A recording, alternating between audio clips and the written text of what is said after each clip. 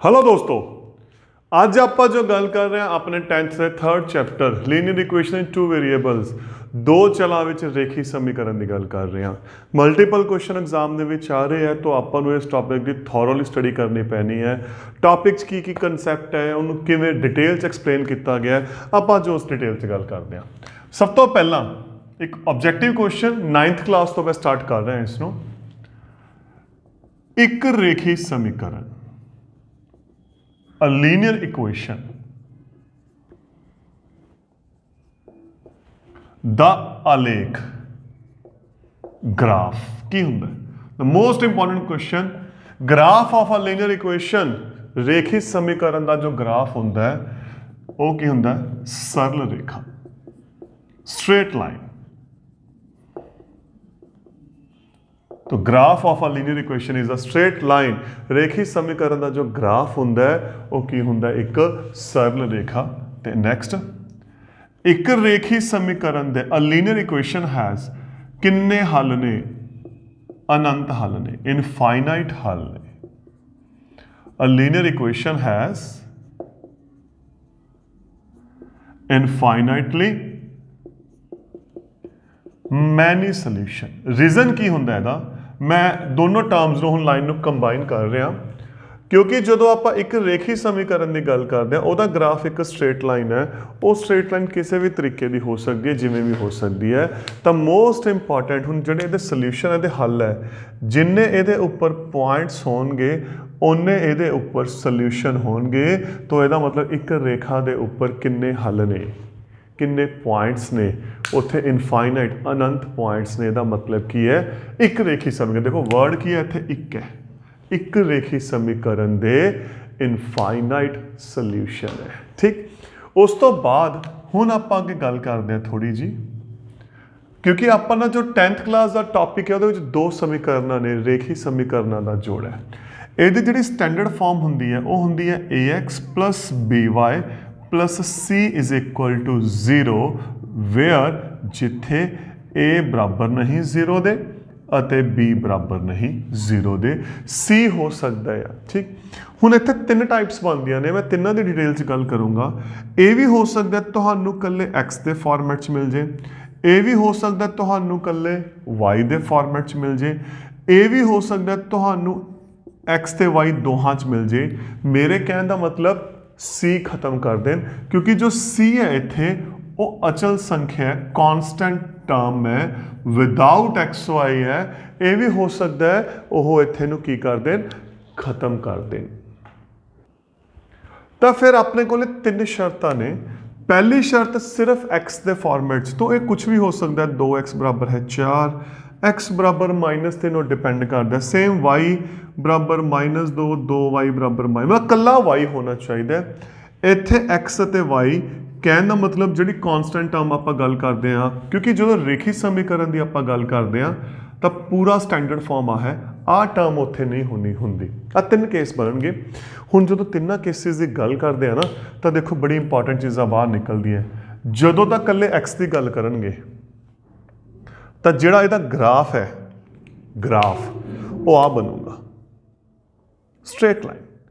मतलब x axis दे sorry y axis दे parallel, y axis दे parallel, क्योंकि इत्थे x दी कीमत ने सेम। जदों आपां y की गल करांगे तो y दी वैल्यूज़ कित्थे ने? आ रही, तो वो x एक्सिस दे पैरेलल, x धुरे दे पैरेलल। ठीक होया? जदों तक कल्ला x दे विच है तो y दे पैरेलल होना है, जदों कल्ला y दे विच है तो x दे समांतर होना है। लेकिन जदों x y आ गया तो ये द मोस्ट इंपॉर्टेंट क्वेश्चन, ये ओरिजन चो पास होगा, ये मूल बिंदु चो पास होगा। अगर अचल संख्या नहीं हैगी, कॉन्स्टेंट टर्म नहीं हैगी, तो जिहड़ा इहदा ग्राफ है, इहदा आलेख है, वो मूल बिंदु ओरिजन विचों दी पास करूगा। अगर वो है तो ओरिजन चो पास नहीं करता। तो this is the concept of our this. अगर तीनों ने, खुद मैं तिन्ना ते आ रहा, अगर तीनों है तो इसका मतलब ना तो वर्टिकल हो सकता है ना हॉरिजॉन्टल, खड़वा नहीं हो सकता, लेटवा नहीं हो सकता, ओरिजन चो नहीं पास होंदा, बाकी होर किसी भी रूप च हो सकता है ये चीज़ हो टेढ़ा हो मतलब कहना टेढ़ा होना है तो ओरिजिन दे विचों पास नहीं होंदा इहनूं ऑब्लिक बोलते हैं। तो ये मैं इन्फॉर्मेशन 9th क्लास की दी सी रीजन क्योंकि जो आप मल्टीपल की गल करते हाँ तो इस टॉपिक के जोड़े बेसिक्स ने वो भी गल आऊगी। हुण आपां गल करनी है पेयर की जोड़े की 10th क्लास के अकॉर्डिंग। तो 10th क्लास के अकॉर्डिंग अपने कोले दो इक्वेशंस ने we have two pairs a1x plus b1 y plus c1 is equal to 0 a2x plus b2y plus c2 is equal to 0।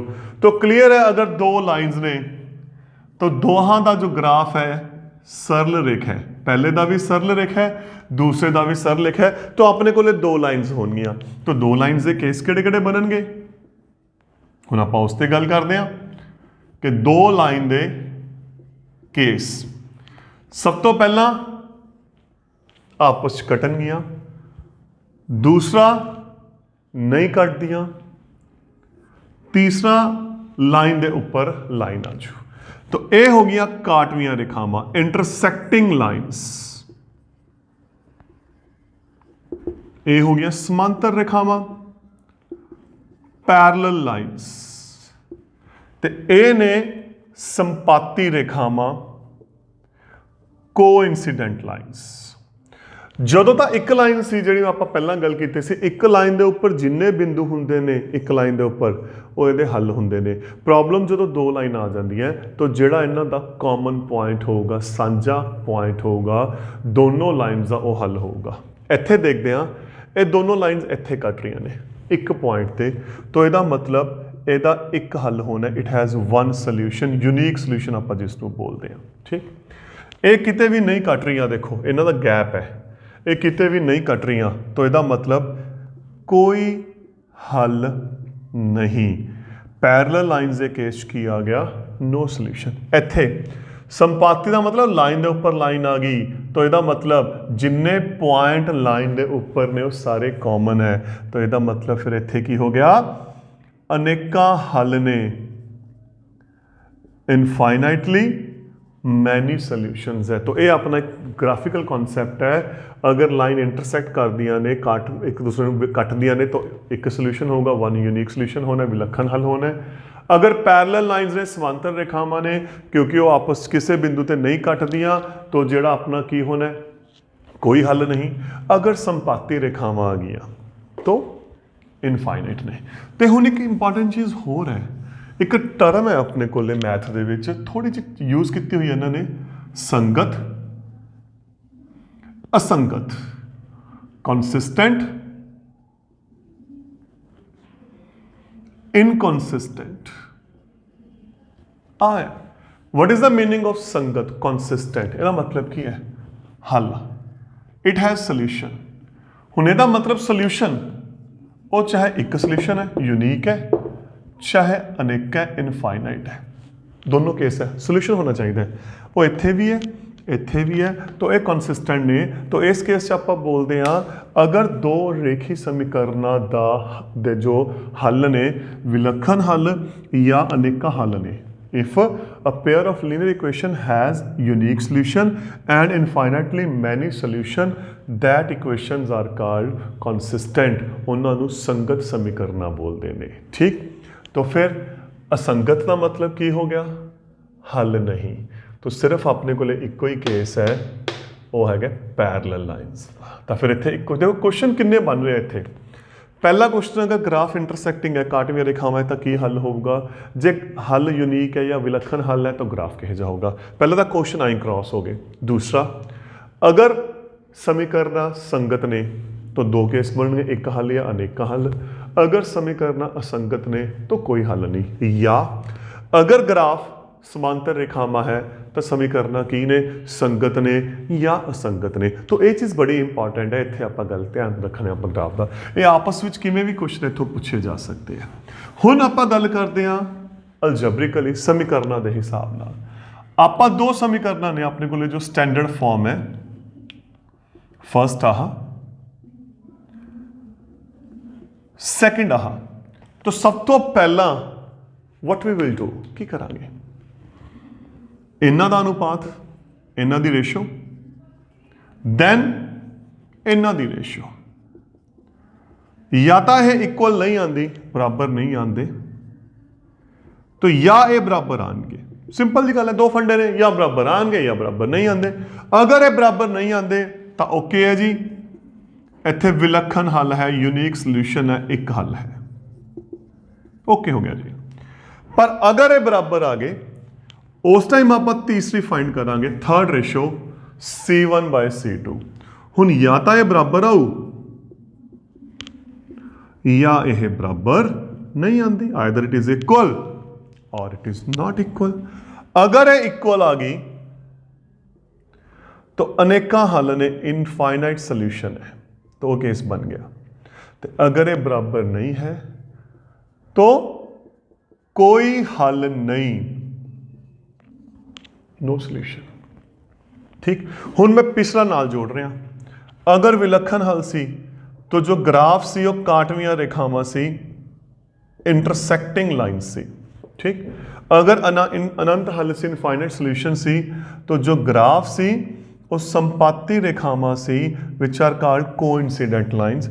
अगर कोई हल नहीं सी तो जो ग्राफ सी वो समांतर रेखावां सी, पैरेलल लाइन सी। हुण ये तीनों इकट्ठे हो गए। क्वेश्चन, अगर आ कंडीशन है तो की सोल्यूशन है, केड़ा ग्राफ है। अगर आ सोल्यूशन है, की कंडीशन है, केड़ा ग्राफ है। अगर आ ग्राफ है, की सोल्यूशन है, केड़ा ग्राफ है। तो इस अकॉर्डिंग 6 या 18 क्वेश्चन अपने बन गए। नाल ये दोनों केस केड़े आ गए, संगत दे, कॉन्सिस्टेंट दे। ये आ गया असंगत समीकरणों का, इनकॉन्सिस्टेंट का, नाल ये क्वेश्चन अटैच करता। तो सिर्फ इस टेबल दे विच तुहाडे थर्ड चैप्टर दे सारे क्वेश्चनस जो आप कहना मोस्टली ये पे ने।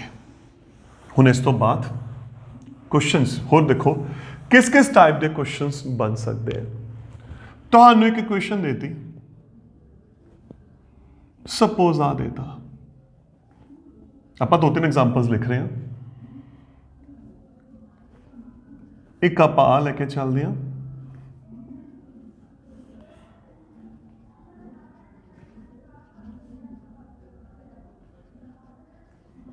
एक आ हो गया, 3 इक्वेशंस ने।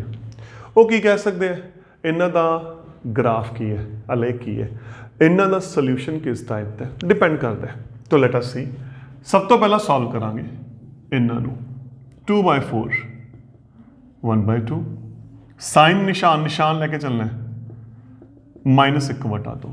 तो सब तो पहला इन्होंने दोनों देखो, ये बराबर है नहीं, तो यदा मतलब इत्थे यूनीक सोल्यूशन है, विलक्षण हल है। तो अगर ग्राफ का पूछे तो काटवियां रेखावां ने। हुण डिपेंड करता, देखो मैं दोनों क्वेश्चन नाल पैरेलल लिख रहा इत्थे, सेम इत्थे। पहला इनू सॉल्व करांगे, 4/8 सॉल्व किया 1/2, -3/-6, माइनस नाल माइनस कैंसल, इक्वल आ गए। जदों ये इक्वल आ गए फिर थर्ड ते चलांगे आपां। इनू चाहे हुण तुहाडी मर्जी है, देखो तुसी इधर शिफ्ट कर लो, कोई प्रॉब्लम नहीं हैगी, क्योंकि वो सेम साइन का फर्क पैना है। चाहे उधरों ही डायरैक्ट कर लो, नो प्रॉब्लम इधर। देखो अगर मैं इहदे हिसाब नाल करूंगा 1/2 आ गया, अगर मैं इहदे हिसाब नाल करूंगा 1/2 आऊ, आंसर सेम आऊ, क्योंकि जो दोनों इधर जाएंगे दोहां दे साइन बदल जाएंगे तो निशान बदलणगे, ऑब्वियसली सॉल्व करांगे सेम ही आने। तो हुण ये तीनों इक्वल आ गए। जो तीनों इक्वल आते हैं तो केस की बनता है अपने को इनफाइनाइटली मैनी सोल्यूशन का। अगर हल पूछे तो आंसर है। ठीक, अगर ग्राफ पूछे तो ग्राफ की से संपाती रेखावां कोइंसिडेंट लाइन्स, तो दैट इज देयर। सेम इत्थे पहला इसनों 3/9 3/9 1/3, 5/15 5/15 1/3, दोनों बराबर आ गए। हुण आपां थर्ड ते चलांगे, थर्ड बराबर नहीं हैगा, तो व्हाट वी हैव, कोई हल नहीं, नो सोल्यूशन इज देयर। या जो ग्राफ है वो आ गया जी पैरेलल लाइन्स, समांतर रेखावां। तो हुण डिपेंड करता क्वेश्चन पे। नैक्सट एक होर जोड़ रहे हैं, ये संगत समीकरण होणगियां, कॉन्सिस्टेंट होणगियां, ये संगत समीकरण होणगियां, कॉन्सिस्टेंट होणगियां, ये असंगत समीकरण ने इनकॉन्सिस्टेंट है। तो इस अकॉर्डिंग दे क्वेश्चन जो है अपने मल्टीपल दे विच बनते हैं। एक क्वेश्चन होर है, बड़ा इंपॉर्टेंट क्वेश्चन है, ਉਸ 'ਚ ਕੀ ਹੈ ਆਪਣੀ ਬੁੱਕ ਦੇ ਵਿੱਚ ਹੈ ਆਪਾਂ ਨੂੰ ਇੱਕ ਇਕੁਏਸ਼ਨ ਦਿੱਤੀ ਸਪੋਜ਼ 2x + 3y - 4 = 0 ਆਪਾਂ ਨੂੰ ਇੱਕ ਸਮੀਕਰਨ ਦੇਤੀ ਉਹ ਕੀ ਕਹਿਣਗੇ ਇਹ ਜੀ ਦੂਸਰੀ ਸਮੀਕਰਨ ਪਤਾ ਕਰੋ ਦੇਖੋ ਇੱਕ ਸਮੀਕਰਨ ਦੇਤੀ ਦੂਸਰੀ ਕਹਿਤੀ ਪਤਾ ਕਰਨ ਨੂੰ ਇਹ ਜੀ ਦੂਸਰੀ find another equation ਜਿਸ ਨਾਲ ਇਸ ਦਾ ਵਿਲੱਖਣ ਹੱਲ असीमित हल कोई हल नहीं तो क्वेश्चन ही आ गया जी means find another question which has unique solution with this infinitely many solution with this no solution with this जिस दा इहदे नाल विलक्षण हल है असीमित हल ने ते कोई हल नहीं हुण आपां समीकरण करनी है देखो मैं सीधा जा फंडा दसदा तुहानूं ध्यान नाल सीधा जा फंडा दस रहा मैं तुहानूं कोई चक्कर च पैन की जरूरत नहीं क्योंकि ऑब्वियसली आपां नूं मल्टीपल होने हैं तो तुसी किवें चैक करोगे चार ऑप्शनों दे विचों किहड़ा ऑप्शन उहदा आंसर होना है जिहदे नाल इहदी गुना होगी मान लो मैं 2 नाल मल्टीप्लाई करती इस केस च तो इहदी 2 नाल नहीं होनी सिंपल अगर इत्थे इहदी 3 नाल मल्टीप्लाई करांगे इहदी 3 नाल नहीं होनी 3 तो बिना होर किसी नाल भी हो सकती है ठीक हो गया होर एग्जाम्पल लै लो मान लो आप ये 4 नाल करती 4 दूनी 8 ये फिर 4 नाल नहीं होनी तो हुण इस केस 4 आ गया तो 2 तो बिना यदि होर किसी नाल भी मल्टीप्लाई हो सकती है तो कहने का मतलब 3 दूना 6 इत्थे +6 नहीं मिलूगा तुहानूं होर कुछ भी मिल सकता है तुहानूं -6 भी मिल सकता है तुहानूं +9 भी मिल सकता है मतलब कल्ली मेरे कहने का मतलब 2 नाल नहीं यदि मल्टीप्लाई होनी बाकी सारे हुई है वो आप चैक करांगे आप सिर्फ पहला वेरीएबल चैक करांगे पहले वेरीएबल किस तरह मल्टीप्लाई है या डिवाइड है उस तो बाद ये देखांगे जिस नाल पहले वेरीएबल नाल मल्टीप्लाई है या गुण है कि दूजे नाल भी वो हैगी है कि नहीं हैगी तो इस केस की करांगे नहीं हैगी हुण इत्थे देखो आपां 3 नाल गुना कीती सी तो उरे तीओ +9 नहीं तुहानूं मिलूगा इस तो बिना तुहानूं होर कुछ भी इत्थे मिल सकता है इत्थे भी कुछ भी आ सकता है इहदा तो कंसर्न ही नहीं हैगा सेम इत्थे ਇੱਥੇ ਆਪਾਂ 4 ਨਾਲ ਗੁਣਾ ਕੀਤੀ ਸੀ 4 दूनी 8 ਤਾਂ ਤੈਨੂੰ ਤੇ +12 ਨਹੀਂ ਮਿਲਣਾ ਉਸ ਤੋਂ ਬਿਨਾ ਤੁਹਾਨੂੰ ਕੁਝ ਵੀ ਇੱਥੇ ਮਿਲ ਸਕਦਾ ਹੈ ਜਦੋਂ ਇਹ ਅਸੀਮਤ ਦੀ ਗੱਲ ਕਰਦੇ ਆ ਇਨਫਾਈਨਾਈਟ 'ਚ ਕੀ ਹੁੰਦੀ ਹੈ ਰੇਸ਼ੋ ਬਰਾਬਰ ਹੁੰਦੀ ਹੈ ਤਿੰਨਾਂ ਦੀ a1/a2 ਬਰਾਬਰ ਹੈ b1/b2 ਬਰਾਬਰ ਹੈ c1/c2 ਤਾਂ ਜਿਹਦੀ ਅਗਰ ਇਹਦੀ 2 ਨਾਲ ਮਲਟੀਪਲਾਈ ਹੈ ਜੀ ਤਾਂ ਬਾਕੀ ਸਾਰਿਆਂ ਦੀ ਵੀ 2 ਨਾਲ ਹੋਊਗੀ ਅਗਰ ਇੱਥੇ 3 ਨਾਲ ਹੈ ਇਫ ਇਟ ਇਜ਼ ਮਲਟੀਪਲਾਈਡ ਵਿਦ 3 तो सारियां दी 3 नाल होनी है अगर यदि 4 नाल है तो सारियां दी 4 नाल होनी है ये इनफाइनाइट दा आ गया ਇਹਦੇ ਵਿੱਚ ਆਪਾਂ कंडीशन लिखी सी देखो ध्यान नाल मतलब आ दोने का मतलब XY आ दोने का मतलब की हो गया XY आ तो एक मल्टीपल च मिलणगे मतलब सपोज इनू 2 नाल करती तो इधर भी 2 नाल होगी इनू आपां 3 नाल करती इधर भी 3 नाल होनी है इस आप 4 नाल करती ये भी 4 नाल होनी है पर ये इक्वल नहीं हैगा तो इट मीनस अगर इत्थे 2 नाल है तो यदि 2 तो बिना अगर 2 नाल मल्टीप्लाई करांगे -8 आ गया बस उरे -8 नहीं आना चाहिए उस तो बिना होर कोई मर्जी नंबर आ जाए सेम इत्थे आपां 3 नाल कीती है -12 नहीं आना चाहिए -12 तो बिना होर कुछ भी आ जाए -11 -10 -9 +8 वट एवर इज देयर ਇੱਥੇ ਆਪਾਂ 4 ਨਾਲ ਕੀਤੀ ਹੈ ਤਾਂ -16 नहीं चाहिए उस तो बिना होर कोई भी हो सकता है तो दोस्तों यही सी अपना क्वेश्चन अगर एक इक्वेशन दी है तो उस दे विच तीनों टाइप्स दे विच आपां किवें सॉल्व कर सकते हैं सीधा लॉजिक इहदा यह है लास्ट क्वेश्चन है अपने को एक छोटा जिहा क्वेश्चन है P का मुल पता करो एक बड़ा छोटा जिहा क्वेश्चन है अपने को जो मैं सॉल्व कर ही रहा इत्थे अगर इन्हां दा विलक्षण हल होवे find the value of P if this equation has unique solution तो विलक्षण हल की condition see this by this बराबर नहीं दिस इत्थे कुछ नहीं हैगा तो 1 आ गया 1/P तो इनू सॉल्व करांगे क्रॉस मल्टीप्लाई करांगे आंसर की आ गया आंसर आ गया तो ऑप्शन दे विच आंसर मिलना एक एग्जाम्पल मैं होर लै लैना सेम इस चीज़ की आ गया जी सपोज अपने को एक छोटी जी एग्जाम्पल मैं होर ले रहा दोस्तों समझाने के लिए। हुन सेम क्वेश्चन है, सिर्फ मैं इक्वेशन बदली है। 3/2 बराबर नहीं -p/5, तो क्रॉस मल्टीप्लाई किया 5 दिया 15/2 तो नैगेटिव उधर चला गया, तो ये अपना की आ गया आंसर आ गया। तो दोस्तों यह सी अपने चैप्टर 3 की समरी जो तुहाडे मल्टीपल के लिए बड़े काम आनी है, तो बहुत जल्दी तुहानू मल्टीपल क्वेश्चन की वीडियो बना के भेजूंगा so that you can complete your revision. Thank you.